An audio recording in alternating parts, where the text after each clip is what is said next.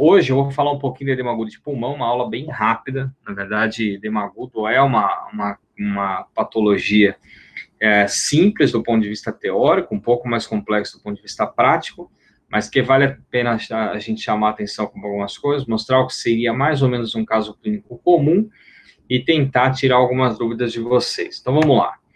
Primeiro, eu vou mostrar um caso clínico de um paciente de 62 anos, sexo masculino, que vem com uma queixa de dispneia há 1 hora. Ele refere que começou a dispneia intensa ao repouso, após jantar num restaurante japonês, vem com uma dificuldade de falar por uma fala entrecortada, por um padrão respiratório extremamente taquipneico, medidas de pressão elevadas nos últimos dias, nega dor torácica, nega síncope. Ele é hipertenso há 8 anos, faz um tratamento irregular, nega outros fatores de risco, nunca teve problema cardíaco, internação, nada. Tem 2 familiares, irmãos com hipertensão e a mãe com 86 anos com diabetes. E aí a primeira pergunta que eu faço, voltando para vocês que são alunos de faculdade, é onde vocês atenderiam esse doente, né? Esse é o primeiro ponto importante. A gente ainda não tem nenhum dado adicional do doente, principalmente relacionado ao exame físico, mas o que eu chamo a atenção de vocês é que toda vez que eu vejo um doente na porta, dentro do atendimento inicial, o que é importante para mim é tentar identificar sinais de instabilidade clínica, né? Que sinais? Dor no peito, falta de ar, desmaio, sinais de má perfusão, sinais de rebaixamento do nível de consciência. Isso para a gente é muito importante, né? Quando eu olho para esse doente, eu ainda não tenho exame físico, mas é um doente que já vem para mim queixando de uma dispneia intensa, uma coisa meio abrupta, súbita, 1 hora atrás, e vem com fala entrecortada. Fala entrecortada, para mim, é um sinal de gravidade. Então, esse doente não deve ser atendido em consultório, sala de medicação, muito pelo contrário, é um doente para ser levado para a sala de emergência e ser avaliado lá. Pode muito bem não ser nada grave, mas tem um potencial muito grande e é importante que a gente tenha esse perfil de avaliação na sala de emergência. Frente ao que eu falei agora, e colocando o doente na sala de emergência, o que vocês fariam como medida inicial, né? Então, letra A, se vocês dariam só oxigênio, se vocês pediriam exame e eletrocardiograma na letra B, se vocês fariam MOV, que a gente chama MOV, significa uma sigla dentro da emergência que chama monitorização, oxigênio, acesso venoso, eletrocardiograma. Se vocês fazem anamnese e exame físico somente, e se possível, se fariam, obviamente, tudo simultâneo, né? Eu acho que dentro do conceito da emergência, a gente normalmente faz tudo. Isso é importante. Vocês põem o doente na sala e vocês abordam o doente completo. Então, você é um doente que você deita, você monitoriza, você dá oxigênio imediato, já que ele está realmente num perfil taquipneico. Você pega um acesso venoso, você faz o eletrocardiograma e precisa fazer uma anamnese de exame físico absolutamente direcionado. Então, esse é um doente que não faz uma anamnese completa, igual vocês aprenderam na clínica médica, no 4º ano, 3º ano, uma coisa direcionada para emergência. Se ele tem dor, quando tem dispneia, se ele tem algum outro sinal clínico, se ele desmaiou, se ele tem doença, se não tem, que medicamento toma. E importante o exame físico do paciente, também direcionado, perfusão, pulso, PA, frequência respiratória, ausculta cardíaca pulmonar, temperatura, tudo isso é importante para a gente direcionar o tratamento inicial associado ao nível de consciência, né? Então, quem se move, ganha MOV, monitorização, no caso, o doente com 120 batimentos por minuto sinusal, saturando 84% era ambiente, uma pressão de entrada 230 por 140 milímetros de mercúrio, oxigênio, eu coloco o catéter inicialmente 2 litros por minuto, mas posso colocar mais, acesso venoso periférico, solicito exames, faço um destro, no caso 180, e um eletro de 2 derivações. E lembrar, exame físico direcionado, pulso, PA, ausculta com murmúrios bilaterais, estertores até ápice bilateral, ausculta cardíaca, no caso aqui, bulha rítmica, simétrica, norma fonética sem sopro, taquipneico, frequência 36 incursões por minuto, tiragem intercostal, nível de consciência, a princípio, normal, e temperatura também considerada normal. Qual o diagnóstico do doente depois dessa avaliação clínica que eu acabei de mostrar aqui? Então, lembra do que eu tinha falado. É um doente que chega taquipneico, é um doente que chega com fala entrecortada, tem um pico hipertensivo importante, saturando 84% no ambiente, um pouquinho taquicárdico, mas a princípio sinusal, que tem uma ausculta pulmonar com murmúrio ventricular presente bilateral com estertores até ápices, a frequência respiratória de 36, tiragem intercostal. Tá? O que vocês dariam de diagnóstico para ele? Uma síndrome coronariana aguda, uma dissecção de aorta, um TEP ou edema agudo de pulmão? Eu não vou nem parar muito nessa questão, porque é óbvio que até por a aula ser disso, vocês vão chutar edema agudo de pulmão. E realmente é um edema agudo de pulmão. Mas da onde sai isso, pessoal? Edema agudo de pulmão nada mais é que um extravasamento agudo de líquido para dentro do pulmão do doente, dentro da cavidade alveolar, e você tem isso, na grande maioria das vezes, em pacientes que têm um coração absolutamente normal, mas fazem um pico hipertensivo muito alto, e que isso faz um desbalanço na questão de pós-carga, você tem um extravasamento e você faz a congestão aguda. Isso gera dessaturação. É um doente que, literalmente, quando você vê ele parece que está se afogando no próprio pulmão, ele vem desesperado, tentando buscar o ar com a boca, normalmente taquipneico, e normalmente com esse padrão de ausculta, com estertoração bilateral até ápice. Isso é o clássico do edema agudo de pulmão. Quando a gente pensa no edema agudo, existe uma balança que pesa para os dois lados, e que a gente mexe com fisiopatologia em duas vertentes diferentes. Uma delas, o aumento da pressão diastólica final do ventrículo esquerdo, importantíssimo, que é o principal relacionado à pós-carga, a essa vasoconstrição, essa elevação de pressão e o extravasamento agudo. E do outro lado, todo edema agudo, por menor que seja esse parâmetro, ele acaba levando uma retenção hídrica também e uma hipervolemia no doente, que também vem junto do extravasamento e também piora o quadro clínico do paciente. Na literatura, se divide o edema agudo em duas vertentes, a vertente não cardiogênica direita, que seria o pulmão de SARA inflamatório, e a vertente cardiogênica esquerda, em que você tem simplesmente um aumento de volume hidrostático, aumento de pressão, extravasamento intraalveolar de transudato, e com isso a dificuldade na troca, a dificuldade na oxigenação do paciente, e por isso a dispneia é tão intensa conforme apresentado. A definição atual de edema agudo é uma insuficiência respiratória aguda, menos de 6 horas, lembro que o quadro clínico é de uma, associada à estertoração bilateral ausculta pulmonar, exatamente o que o doente tinha, evidência radiográfica de edema alveolar ou intersticial, oximetria menor que 90% era ambiente, ele tinha 84% na abordagem inicial. A pergunta 4 que eu faço é, o que eu posso fazer para implementar esse tratamento inicial? Então, eu fiz a monitorização, eu dei o oxigênio para ele em catéter, eu peguei um acesso venoso, eu estou fazendo eletro, eu estou fazendo a coleta de exames. Isso tudo foi feito inicialmente. Ainda no momento inicial, o que eu posso fazer a mais? Deitar o paciente em decúbito horizontal, fazer um Trendelenburg, colocar o paciente sentado a 90 graus com perna pendente, administrar O2 com CPAP, ou intubar esse paciente, né?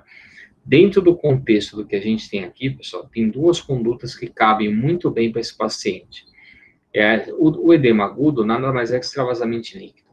Deitar esse paciente, eu botar em Trendelenburg, é uma das piores condutas que a gente pode ter, porque ele com certeza vai aumentar a quantidade de líquido pulmonar, você vai ter uma redistribuição que vai piorar a troca, o doente vai tender a piorar a parte clínica e poder até evoluir mal, ou para intubação traqueal, com dessaturação e, de repente, até com parada cardiorrespiratória. Então, isso não se faz. Intubação traqueal é uma coisa que no edema agudo a gente tenta postergar ao máximo.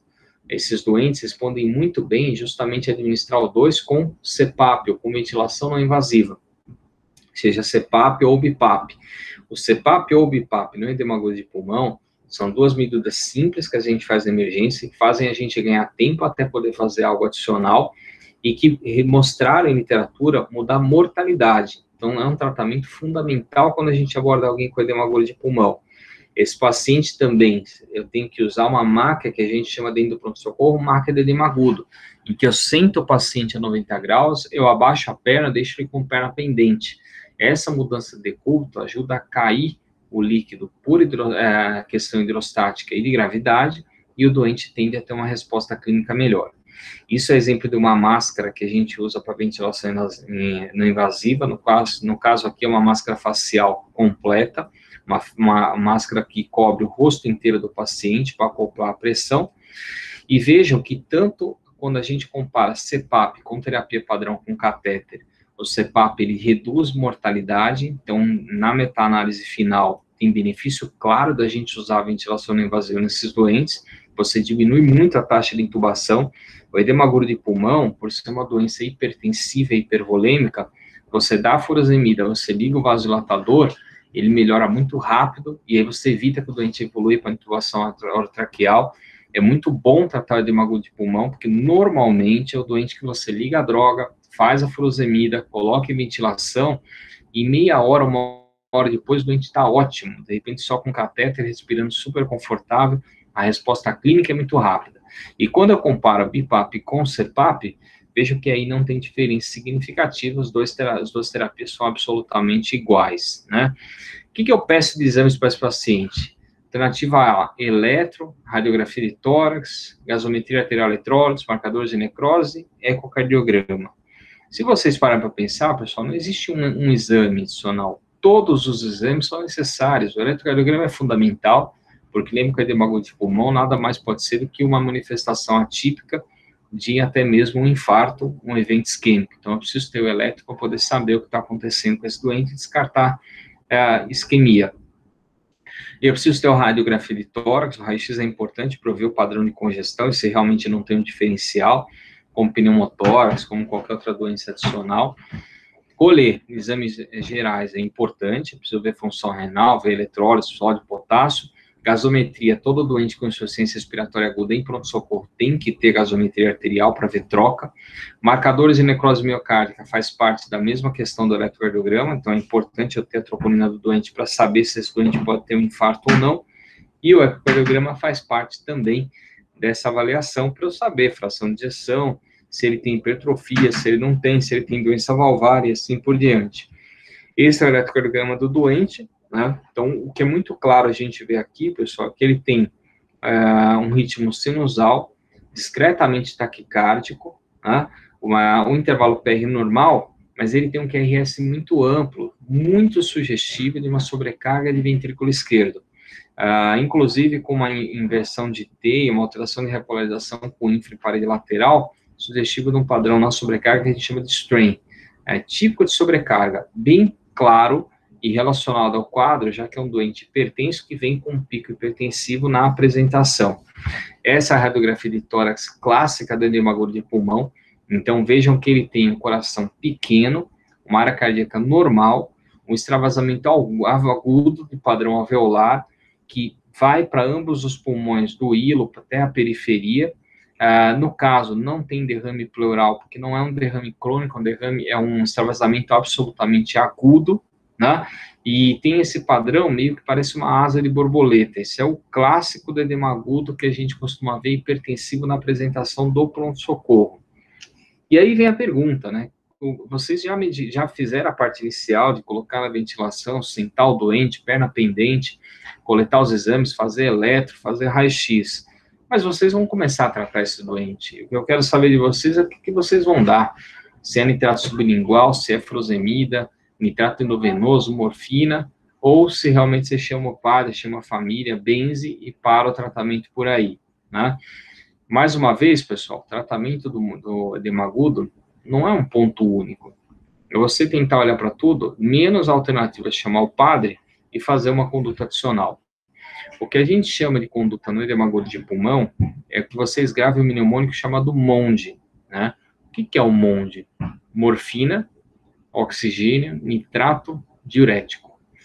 Coisas importantes ponto a ponto. O oxigênio a gente já comentou, é o uso do CPAP, que é fundamental para a gente melhorar o arcabouço pulmonar. Ele não joga, isso é importante, ele não joga água de novo para dentro do vaso, mas ele arma o pulmão, mexe com pré e pós-carga e facilita a troca pulmonar do paciente, o trabalho cardíaco, diminui a fadiga respiratória.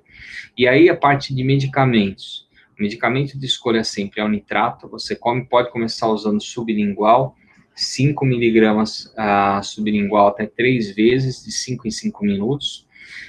Na sequência, a gente acostuma ir ligando o nitrato endovenoso. Normalmente, o edema agudo hipertensivo, que eu não tenho isquemia por trás, nitroprusiato é o nitrato de escolha. a gente costuma reduzir 15% a 25% da pressão, não mais que isso já faz o doente melhorar. Cuidado, pessoal, que pacientes que trabalham com pressões de 23, 20 em casa, se eu abaixar para 12, ele vai fazer baixo fluxo cerebral, baixo fluxo renal, ele vai piorar do quadro, ele não está adaptado a pressões tão baixas. Então, 14, 15, 16, e normalmente ele fica bem. A gente costuma fazer diurético, normalmente uma dose alta, 1 mg por quilo de furosemida. Lembra que o diurético, ele tem ele começa a agir ali com 1 hora, e ele tem um efeito vasodilatador inicial também, então também ajuda. E para o paciente que está muito ansioso, a gente costuma associar a morfina. Não é um medicamento de escolha, até porque pode dar náusea, pode rebaixar, às vezes vai atrapalhar o uso da ventilação não invasiva, mas em casos que o doente esteja muito ansioso, pode ser usado adicional. O efeito da morfina é para quebrar como ansiolítico, e é um efeito também vasodilatador, mas ele não tem um efeito tão bom quanto o nitrato, ainda tem os efeitos colaterais, por isso que ele, para a gente, é considerado como segunda opção. Toda vez que eu faço minha terapia, e aqui de novo coloco ela toda esmiuçada à esquerda, acrescento até um D, que seria a questão do decúbito, eu tenho que ter um alvo terapêutico. Então, eu comecei a tratar o edema agudo de pulmão, eu não posso esquecer o doente vir lá, não fazer mais nenhuma medida e largar o doente ao lado. Não. É importante que eu esteja sempre reavaliando a cada 15, 20, 30 minutos, olha o doente de novo, olha o doente de novo. O que eu preciso ver? Esse doente melhorando da dispneia, não ter sinal de fadiga, a saturação está melhorando, ele não ter acidose respiratória. Da onde eu tiro a acidose? Da gasometria. Se eu tiver dúvida se ele está rebaixando ou não, se ele está entrando em fadiga ou não, recoletar a gasometria é importante. Se ele tiver retendo CO2, significa que ele está falhando para respirar, e isso é um sinal, inclusive, de, às vezes, eu progredir para intubação traqueal. Reduzir linha B quando estou avaliando com ultrassom pulmonar é uma coisa que eu posso acoplar nessa terapia, e olhar e visar, como eu já falei, a queda de pressão arterial sistólica entre 15% e 25%. Importantíssimo isso, pessoal, eu tenho que estar reavaliando, eu tenho que estar vendo esse doente e com isso acertar. Normalmente, quando tudo isso que a gente fez é usado, quer dizer, eu ponho o nitrato, eu dou VNI, eu dou diurético, e eu reavalio esse doente, na grande maioria das vezes esse doente melhora rápido. Ele sai do quadro agudo. Saiu do quadro agudo é outra história, ele vai para a UTI, ele vai ser manejado, mas o importante é a gente saber manejar esse ponto inicial, e saber como tratar esse momento inicial, porque é onde o doente, se não for tratado rápido, pode realmente piorar a saturação, e de repente pode progredir para um quadro muito mais grave.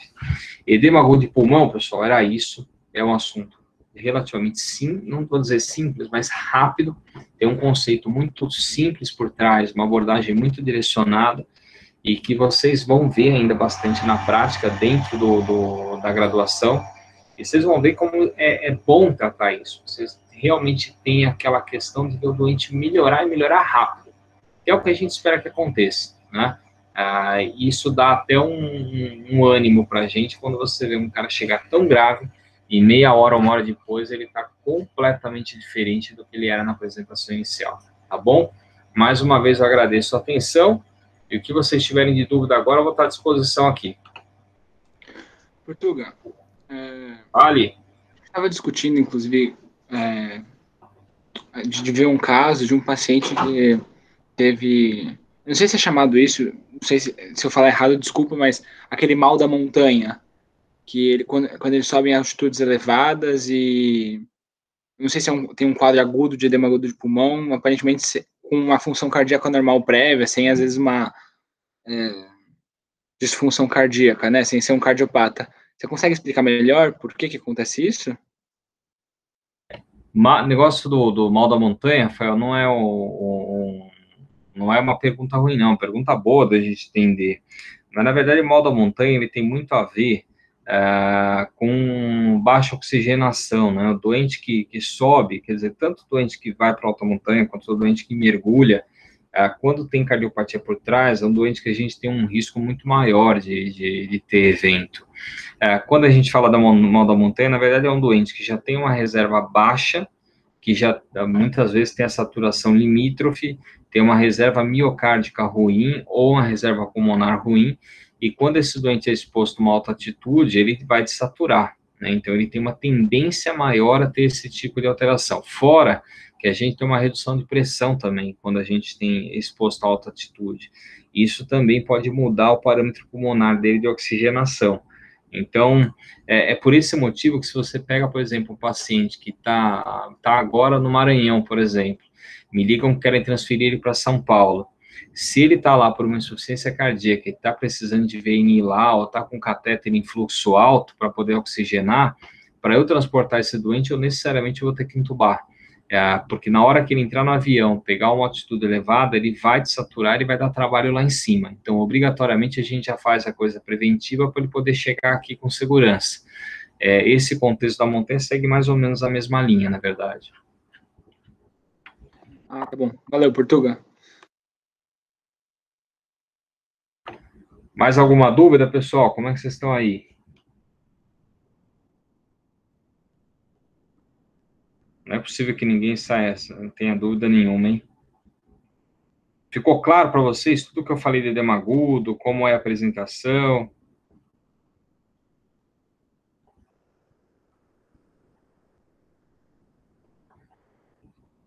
Vocês já viram algum edema agudo? Alguém já viu? Alguém não? Ou parece ainda uma coisa distante, hein? Nunca vi, só a descrição sempre do edema, da crepitação e tudo mais. Mas, Portugal, uma coisa que eu estava pensando, você falou um pouco da fisiopatologia, não sei se ficou claro para mim, se tem algum trigger, alguma coisa, por que tem esse pico, alguma coisa específica ou não? Na verdade, normalmente, a gente vê muito em paciente hipertenso já descontrolado, Alexandre, que não faz tratamento ideal e, de repente, tem um pico isolado e acaba descompensando. Mas você pode ter um evento que trigou isso. Na verdade, naquele dia não tomou remédio, passou um estresse emocional muito grande. Você viu que eu coloquei no caso clínico aí, foi no restaurante japonês, então sobrecarga de sódio, né, isso é comum acontecer. O doente faz o pico hipertensivo. Às vezes você encontra realmente um motivo, às vezes você acaba não encontrando nada adicional, só falha no controle mesmo de hipertensão, né? Mas não é obrigatório que você tenha um trigger para acontecer, não. Às vezes, independente disso, o doente tem. Aquele doente muito bem controlado, faz tratamento de hipertensão direitinho no ambulatório, tem todas as pressões boas, toma remédio direitinho, raramente ele vai ter um evento como esse. Mesmo que ele tenha uma alimentação não 100%, é muito incomum a gente ver acontecer alguma coisa desse tipo. Tá certo. Beleza. Mais nada aí, pessoal? E aí?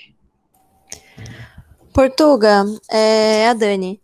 Agora, no tempo do Covid, como é que está sendo esses diagnósticos de edema agudo? Tem muita confusão? Muita. Excelente pergunta, Dani. Época do Covid tá um inferno. Porque pra gente, todo doente que chega com uma apresentação inicial, insuficiência respiratória, é óbvio que ele pode ser uma IC descompensada, e a gente aqui no INCOR trata as pessoas como isso, porque é o nosso meio. Mas ele nada descarta que possa ter um COVID por trás, nada descarta que possa ser um COVID puro, ou que possa estar super ajuntado, né? Então, para a gente, atualmente, qualquer insuficiência respiratória, até a prova contrária, pode ser um COVID. Tanto que aqui no INCOR a gente tem atendido todos os doentes em insuficiência respiratória dentro da unidade de insuficiência respiratória, protegido com EPI, para que a equipe não corra risco até a gente saber o que está acontecendo. Um problema adicional aí, Dani, é que toda vez que a gente coloca o doente em ventilação não invasiva, teoricamente eu gero aerosol para toda a sala de emergência. Então, a gente põe na ventilação não invasiva dentro da unidade, e aí a gente vai atrás de ver exame, de checar a história, de ver se tem alguma coisa que possa sugerir a mais o COVID, que não só o edema agudo de pulmão puro. E a gente tomografa esses doentes o mais precoce possível para ver o padrão pulmonar na tomografia também. Se pela tomografia ou pelo padrão pulmonar tiver alguma coisa que sugira COVID, ou pelo padrão clínico tiver alguma coisa que sugira COVID, esse doente é entubado precoce, porque aí a gente precisa proteger a equipe, precisa fechar circuito, para a gente não deixar gerando aerosol na sala. Então, Atualmente, a gente teve uma mudança na abordagem do edema agudo, justamente pela dúvida do COVID. Mas a gente tem individualizado caso a caso, atendido com todo mundo protegido, dentro da unidade especializada para isso, para que a equipe não corra risco também, até a gente saber realmente para que lado a gente tem que levar o tratamento. O que mais, pessoal?